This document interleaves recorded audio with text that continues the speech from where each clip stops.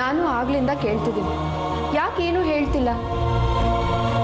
ಚಿಕ್ಕೇಶ್ಮನ್ರೆ, ಆಶ್ರಮದಿಂದ ಮಾಲೆ ಬಂದಾಯ್ತಲ್ಲ, ಇನ್ನು ಆ ಶಾಂತನು ಧರ್ಮಾಧಿಕಾರಿ ಆಗೋ ಪ್ರಯತ್ನನ ಕೈ ಬಿಡಬೇಕು ಅಷ್ಟೆ.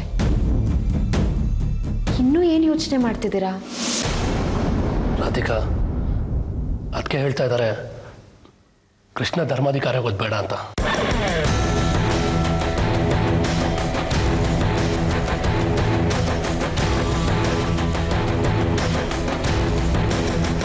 ಯಾಕೆ ಏನು ಅಂತ ಗೊತ್ತಾಗ್ತಿಲ್ಲ.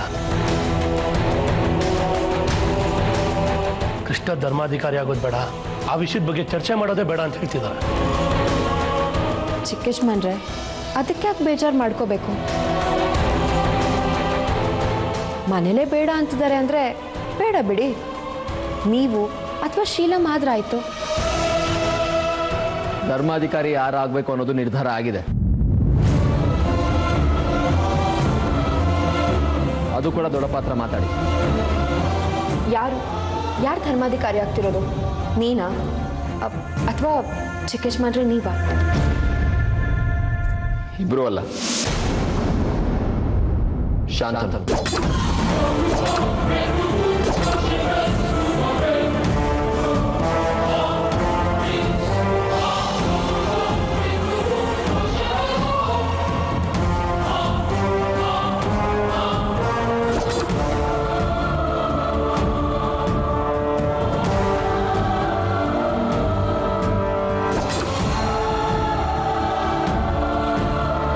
ಅಲ್ಲ, ಅವ್ರು ಇದ್ದಕ್ಕಿದ್ದಾಗೆ ಯಾಕೆ ಈ ನಿರ್ಧಾರ ತಗೊಂಡ್ರು ಅಂತ ಗೊತ್ತಾಗ್ತಿಲ್ಲ.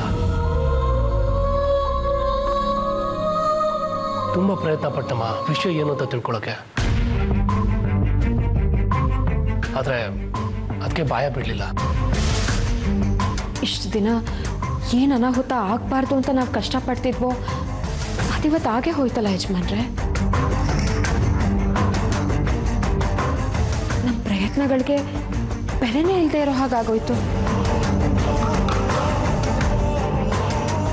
ಅದು ಅಲ್ಲದೆ ದೊಡ್ಡ ಯಜಮಾನ್ರೆ ಒಪ್ಕೊಂಡಿದ್ದಾರೆ ಅಂದರೆ ನಾವು ಪ್ರಶ್ನೆ ಕೂಡ ಮಾಡೋ ಹಾಗಿಲ್ಲ. ಇನ್ನು ಮುಂದೆ ಅಶಾಂತನು ಧರ್ಮಾಧಿಕಾರಿ ಪೀಠದಲ್ಲಿ ಕೂತ್ಕೊಂಡು ಆ ಪೀಠದ ಮರ್ಯಾದೆನೇ ಕಳೀತಾನೆ, ಈ ಮನೆಗೆ ಕೆಟ್ಟ ಹೆಸರು ತರ್ತಾನೆ. ನಾವು ಪೀಠದ ಮೇಲೆ ಕೂತ್ಕೊಂಡು ಏನೇನು ಕೆಲಸಗಳನ್ನ ಮಾಡೋದು ನೋಡೋದಕ್ಕಿಂತ ನಾನು ಈ ಮನೆ ಬಿಟ್ಟು ಹೋಗೋದೇ ಒಳ್ಳೇದು ಅನ್ನಿಸ್ತಿದೆ.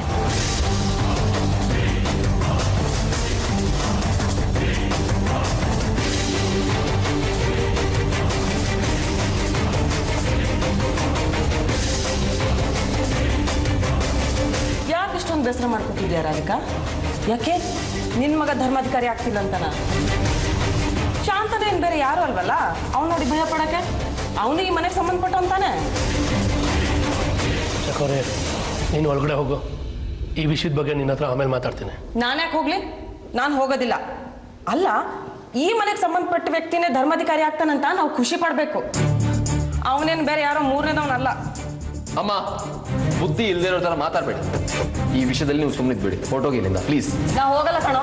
ನಾನು ಅಂಥದ್ದೇನು ತಪ್ಪು ಮಾತಾಡ್ದೆ? ಚಕೋರಿ, ನಾನು ಹೇಳಿದ್ದಲ್ಲ ಆಮೇಲೆ ಮಾತಾಡ್ತೀನಿ ಅಂತ. ಒಳಗಡೆ ಹೋಗು.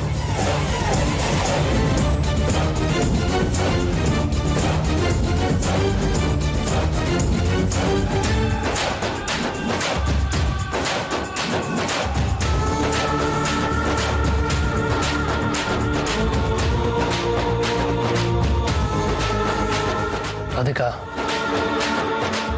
ಅವಳೊಂದು ದಾರಿಗೆ ನಾನು ತರ್ತೀನಿ, ನೀನು ನಂಬಿಕೆ ಕಳ್ಕೊಬೇಡಮ್ಮ. ನನಗೆ ನಂಬಿಕೆನೇ ಹೊರಟೋಗಿದೆ ಚಿಕ್ಕೇಶ್ಮನ್ರೆ. ಖಂಡಿತ ಈ ಕೆಲಸದ ಹಿಂದೆನೂ ಆ ಶಾಂತನು ಕೆಟ್ಟ ಬುದ್ಧಿ ಇರುತ್ತೆ. ಯಾರಿಗೂ ಗೊತ್ತಾಗದೇ ಇರೋ ಹಾಗೆ ತನ್ನ ಕೆಲಸ ಮಾಡ್ಕೊಂಡ್ಬಿಟ್ಟಿರ್ತಾನೆ. ಇನ್ನು ಮುಂದೆ ಈ ಮನೆಗೆ ಗಂಡಾಂತರ ಶುರುವಾಯಿತು ಅಂದ್ಕೊಳ್ಳಿ.